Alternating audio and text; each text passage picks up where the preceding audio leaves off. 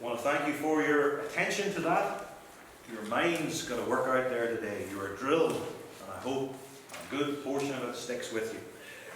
What about questions or discussion? Any questions or comments?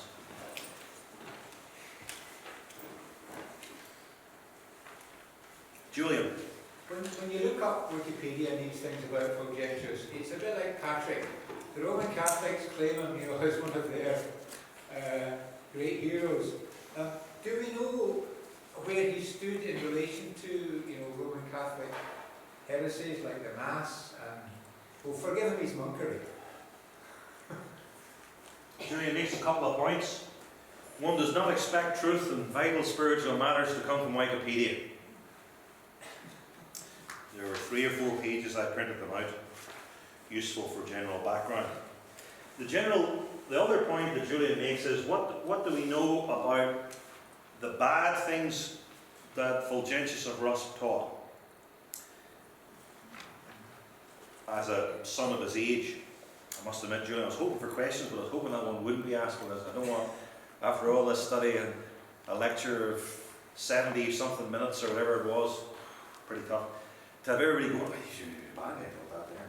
But still, we have to answer the questions. Julian mentions monasticism. Practically everybody in the 6th century in Christendom believed in monasticism. They were all wrong, but there you are.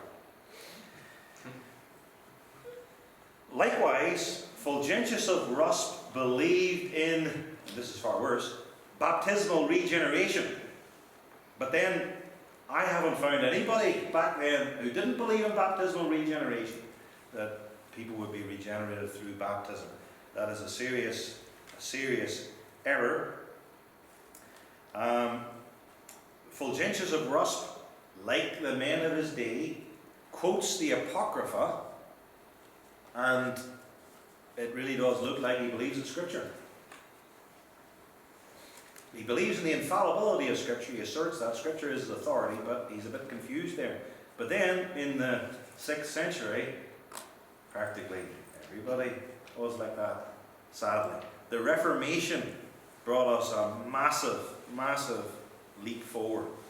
So those are some of the main things about which I can speak more definitely. Any other thoughts or comments? Timmy. You mentioned that Fulgentius had to, in his more mature writings, he was more strong on God's particular atonement, or Christ's particular atonement, over and against an idea of universal atonement. I think that's an accurate reflection on what you said. Do you think that speaks as to something of what was in the ecclesiastical landscape at the time, like an overarching influence of the Pelagians in the church at large? Essentially, the universal atonement concept was probably the standard view of many people in Christendom, and that, if you didn't know any better, people would have accepted that view, and that he had to study it more. Just like in our day, where the concept of universal atonement is much more common than the limited atonement. Yes, I think what Timmy says is right. In the 6th century, and before that, people just thought Christ died for everybody. It wasn't the focus of any great theological discussion, and it was what people assumed. Gottschalk, because he studied the sovereign grace of God, he got it right in the 9th century, because he was pushed to it.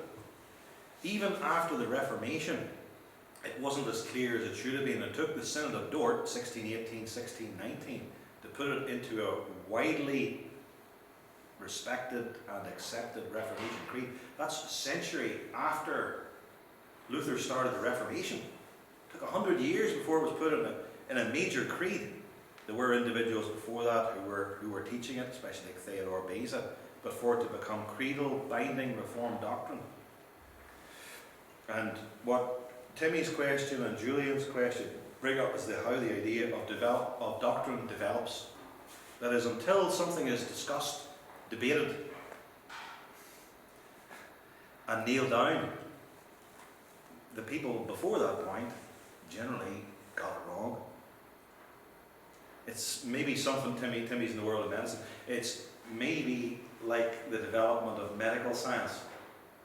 The top guy, Galen, say in the ancient world, in medicine and surgery, probably the children know more medical stuff or correct medical stuff than Galen. But he was a genius. But they didn't break down the human body. They hadn't grasped anatomy or the circulation of blood and so forth. And he was the top guy. Whereas now Timmy knows more, or anyone in the medical field knows way more than everybody in the ancient world probably put together in medicine. Some fields are sort of like that. I don't want to keep anybody beyond the time, but if there's any other comments, we'll call the day there. Thank you all for coming, and I hope you got something out of that. Okay?